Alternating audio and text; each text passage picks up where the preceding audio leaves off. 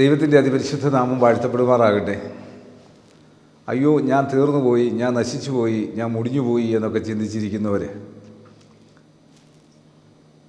വിലാപങ്ങളുടെ പുസ്തകത്തിൽ 3-ാം അധ്യായത്തിൻ്റെ 22-23 വാക്യത്തിൽ നാം മുടിഞ്ഞു പോകാതിരിക്കുന്നത് യഹോവയുടെ ദയയാവുന്നു, അവൻ്റെ കരുണ തീർന്നു പോയിട്ടില്ലല്ലോ, അത് രാവിലെ തോറും പുതിയതും നിൻ്റെ വിശ്വസ്തത വലിയതുമാവും. തീർന്നു പോകാത്ത കൃപയുണ്ട്, അത് രാവിലെ തോറും പുതിയതും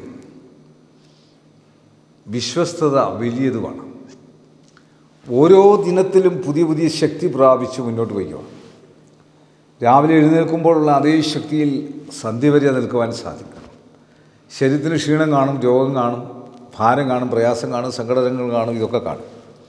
എന്നാൽ അതിൻ്റെ മധ്യത്തിൽ തളരാതെ നിൽക്കുവാനുള്ള ഒരു പ്രത്യേക സ്റ്റാമിന ലഭിക്കുന്നത് ദൈവത്തിൻ്റെ കരമൊന്നുകൊണ്ട് മാത്രമാണ്.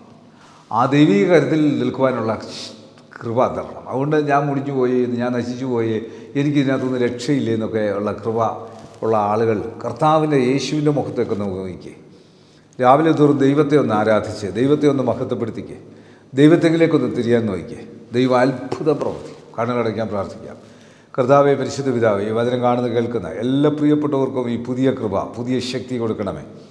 മാനസിക സംഘർഷത്തിൽ നിന്ന് കേൾക്കുന്ന വ്യക്തി ജീവിതങ്ങൾക്ക് അത്ഭുതകരമായിട്ട് നിൻ്റെ മക്കളെ, അത്ഭുതകരമായിട്ട്, അതിശയകരമായിട്ട് നിൻ്റെ മക്കളെ എഴുന്നേൽപ്പിക്കണമേ എന്ന് പ്രാർത്ഥിക്കും. ഞങ്ങളുടെ മുഖ്യമന്ത്രി, ഗവർണർ, പ്രധാനമന്ത്രി, ലോകരാജ്യങ്ങളുടെ പ്രസിഡന്റുമാർ, പ്രധാനമന്ത്രിമാർ, വിവിധ സംസ്ഥാനങ്ങളുടെ മുഖ്യമന്ത്രിമാർ, എംപിമാർ, MLA മാർ, ബഹുമാനമുള്ള കോടതികൾ, വക്കീലുമാർ, ലോകമ്പാട് സുവിശേഷം പ്രഘോഷിക്കുന്നവർ, വിവിധ ചാനലുകളിൽ ജോലി ചെയ്യുന്നവർ, photographers, WHO, health department, revenue department, police department, അർദ്ധ ഗവൺമെൻറ് സ്ഥാപനങ്ങൾ, ആശുപത്രികൾ, ഡോക്ടേഴ്സ്, നഴ്സസ്, മറ്റ് സ്റ്റാഫുകൾ, മരുന്നുകൾ, മരുന്ന് കമ്പനിക്കാർ, മരുന്ന് കച്ചവടക്കാർ, മരുന്ന് വിതരണക്കാർ, ആംബുലൻസ് സർവീസ്, വഴിയോര കച്ചവടക്കാർ, സ്കൂളുകൾ, കോളേജുകൾ, ഓർഫനേജുകൾ, ജയിലുകളിൽ കഴിയുന്നു, ബെഡിനായിട്ടുള്ള വിശ്രമ ജീവിതം നയിക്കുന്നവർ, അധ്യാപകർ, അനധ്യാപകർ, പ്രഥമാധ്യാപകർ, എപ്പേർപ്പെട്ടവരെ ഓർത്ത് പ്രാർത്ഥിക്കുന്നു. കർത്താവിൻ്റെ കരുണകൃപ തകർന്നടിച്ച, നശിച്ചുപോയ, തറ്റുപോയ, നശിച്ചു പോയെന്നുള്ള തോന്നലുള്ള വ്യക്തി ജീവിതങ്ങൾക്ക് അവർക്ക് അത്ഭുതകരമായിട്ട് അവർക്ക് ഉയർത്തെഴുന്നേൽപ്പ് കൊടുത്താട്ട് അവരുടെ മക്കളിൽ, അവരുടെ കൊച്ചുമക്കളിൽ കർത്താവ് അത്ഭുതം പ്രവർത്തിച്ചാട്ട് രോഗികളായി കിടക്കുന്നവർ എഴുന്നേൽക്കട്ടെ.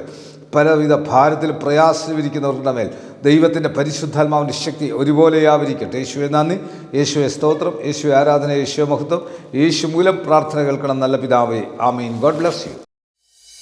തീരാത്ത കനിവിൻ്റെ കനലാണു തീക്കനൽ, അണയുവാനൊരുങ്ങും ഈ ചാരത്തെ അഗ്നിയായി മാറ്റിടും തീക്കനൽ. തീക്കനൽ, തീക്കനൽ, തീക്കനൽ.